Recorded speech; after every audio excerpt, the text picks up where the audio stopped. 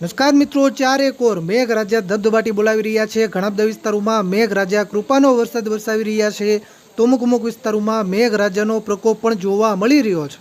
મિત્રો, આગામી 12 કલાક દરમિયાન ફરી એકવાર રાજ્યમાં વરસાદનું રેડ એલર્ટ જાહેર કરાયું છે, એટલે કે ભારેથી અતિ ભારે વરસાદની મોટી આગાહી ફરી એકવાર કરાઈ છે। મિત્રો, રાજકોટ જિલ્લો હોય, સુરેન્દ્રનગર જિલ્લો હોય, ભાવનગર જિલ્લો હોય, જામનગર, અમદાવાદ, સાબરકાંઠા, અરવલ્લી, ભિલોડા, મોડાસા, બાયડ, મેઘરજ, હિંમતનગર, ગાંધીનગર, દહેગામ, કપડવંજ, વિરમગામ, જેતપુર, ગોંડલ, ડાકોર, સરદાર, જૂનાગઢ, કેશોદ, તળાજા, મહુવા, મોરબી, સુરત, નવસારી, વલસાડ, તાપી, ડાંગ, ગીર સોમનાથ સહિત અનેક વિસ્તારોમાંથી ધોધમાર વરસાદના સમાચાર મળી રહ્યા છે। મિત્રો, હવે આગામી 12 કલાક દરમિયાન કયા વિસ્તારોમાં વરસાદનું રેડ એલર્ટ જાહેર કરાયું છે તેની વાત કરીશું, પણ તે પહેલા આ વિડીયોને લાઈક કરવાનું ભૂલતા નહીં।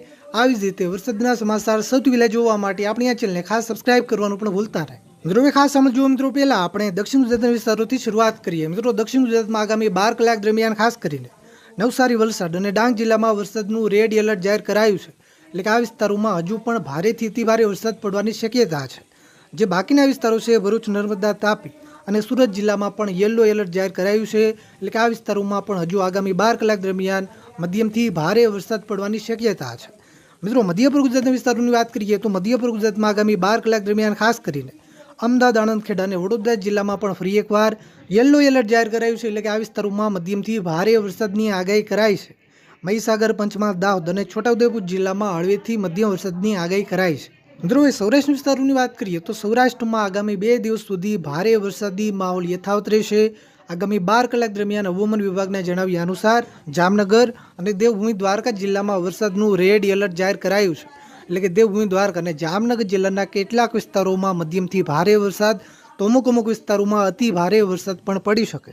પોરબંદર, જૂનાગઢ અને ગીર સોમનાથ જિલ્લામાં ઓરેન્જ એલર્ટ છે, એટલે કે આ વિસ્તારોના પણ કેટલાક વિસ્તારોમાં મધ્યમથી ભારે વરસાદ, એકલ દોકલ ટૂંકા વિસ્તારોમાં અતિ ભારે વરસાદ પણ પડી શકે।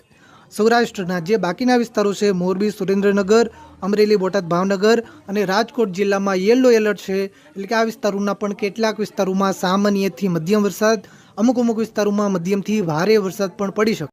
મિત્રો, આગામી 12 થી 24 કલાક દરમિયાન કચ્છમાં વરસાદનું ઓરેન્જ એલર્ટ જાહેર કરાયું છે, એટલે કે કચ્છના કેટલાક વિસ્તારોમાં મધ્યમથી ભારે વરસાદ, એકલ દોકલ ટૂંકા વિસ્તારોમાં ભારેથી પણ અતિભારે સુધીનો વરસાદ પડી શકે।